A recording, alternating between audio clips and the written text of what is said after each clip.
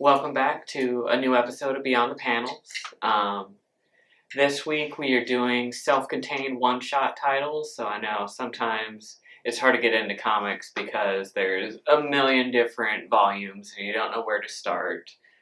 So I picked some that you can just pick up without having any previous knowledge, and they don't continue, so it's just one and done. My first one is called Trinity, Batman, Superman, and Wonder Woman.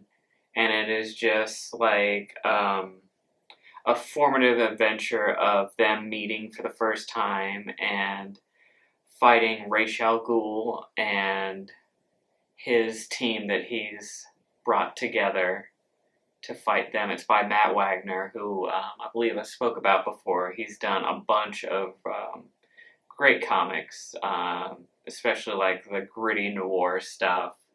But this is a fun read if you're interested in any of the DC characters. You don't need any of their backstory.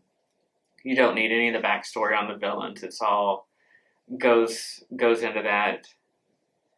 And it is just a fun read. And my next one is called TheTwelve.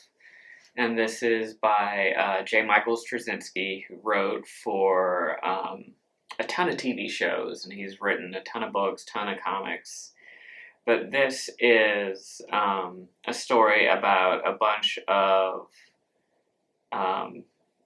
these are all new characters, but they are written as though they were Golden Age, 1940s superheroes that were trapped during a fight with some Nazis and entered into suspended animation. And then they were discovered in the present day and thawed out, and it's them coming to grips with the modern age.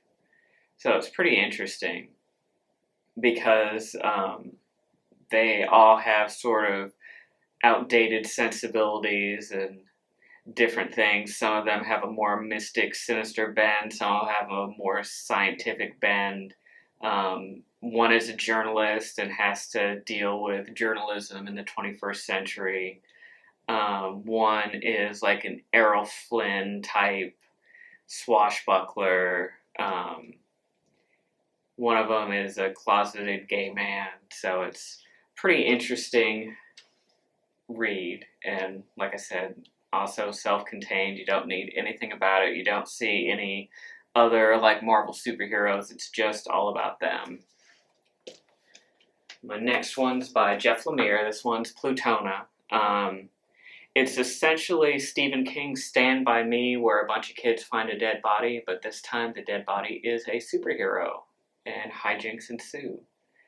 So this is a fun, quirky read about a group of misfit children finding presumably a dead body of a famous superhero just hanging out in the forest and what they do about it. My next one was really big when it came out at the time. This one's by Brad Meltzer, who wrote a ton of books, but this was his first foray into comic books. And it is a murder mystery. This one is self-contained. You can read it without anything else, but it definitely adds to it if you know some of the backstory. But essentially, in this one, the wife of a superhero is murdered, and it sends shockwaves throughout the entire superhero community about who could have done it, who could have found out their secret identity, and they start to go through and look at some of the supervillains, some of the other superheroes, and then more murders start to happen. So it's definitely a taunt thriller. My next one is a Joker story, but this is totally self-contained. It came out, I believe, right around the same time that the Heath Ledger Joker came out. So this is a more realistic, grim, like gangster Joker. And it takes place after he is released from Arkham Asylum. And kind of like this D-list henchman of his pulled the short straw to pick him up from jail. So it follows Johnny Frost, his wheelman, as he tries to reassert himself in the Gotham crime scene. And this is by Brian Azzarello, that's written a ton of Batman stuff, and a ton of just like gritty criminal stuff. Though this is self-contained, there is a sister book that they did around the same time that is just called Luthor, and it's about Lex Luthor, which is, Superman's arch nemesis. And speaking of Batman, my next one is Batman: The Long Halloween. And this is an awesome Batman story. It's a great place to start if you've never read any Batman before. It takes place very early on in Batman's career. It's called The Long Halloween because it involves a serial killer that goes out and starts murdering people on Halloween. And it takes place throughout the course of a year, so from one Halloween to the other. So that's why it's called The Long Halloween. And it takes place right about when Batman's getting started and has tried to clean up the whole organized crime, mobster type, the way Gotham was before he was firmly established. And it deals with the start of like all his rogues gallery coming out. So Catwoman, Mr. Freeze, the Joker. And it shows how the mobsters hate all the supervillains just as much as Batman, and it's kind of like a gang war between them all. And it has a Silence of the Lambs vibe too, because there is a quirky Batman villain called the Calendar Man who is obsessed with committing crimes on holidays. So he is currently incarcerated, but Batman is trying to figure out who the killer of these mobsters is, because he's also killing people. He's sort of a copycat, killing people on holidays. So this is a great one, and it's self-contained. But they did do a few sequels, but this ends pretty contently, so you can just read this one. The sequel to it is Dark Victory, which we do have. They did do a third book that takes place between the two called Catwoman When in Rome, that is a solo adventure of Catwoman and what she did between the two books. But unfortunately, that one's been out of print for years, so I haven't been able to snag a copy of that one. But hopefully someday it'll come back in print. It's kind of weird what publishers choose not to reprint for years.